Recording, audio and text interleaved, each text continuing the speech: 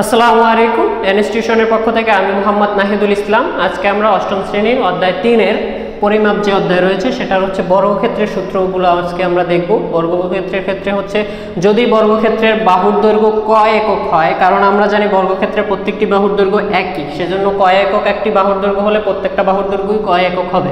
তাহলে বর্গক্ষেত্রের একটি বাহুর দৈর্ঘ্য যদি ক একক হয়, তবে বর্গক্ষেত্রের ক্ষেত্রফল নির্ণয় সূত্র হচ্ছে বাহু স্কয়ার, বাহুর উপরে হোল স্কয়ার। সেক্ষেত্রে বর্গ একক, কারণ হচ্ছে ক্ষেত্রফলে বর্গ একক ইউজ করা হয়, তার মানে ক যদি হয় সেক্ষেত্রে ক স্কয়ার বর্গ একক।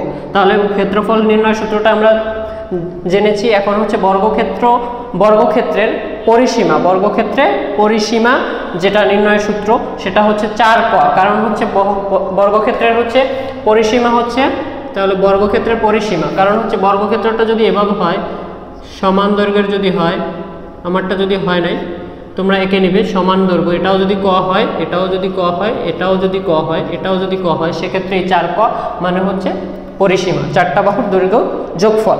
তো সবাই ভালো থাকবা, সুস্থ থাকবা, আল্লাহ হাফেজ।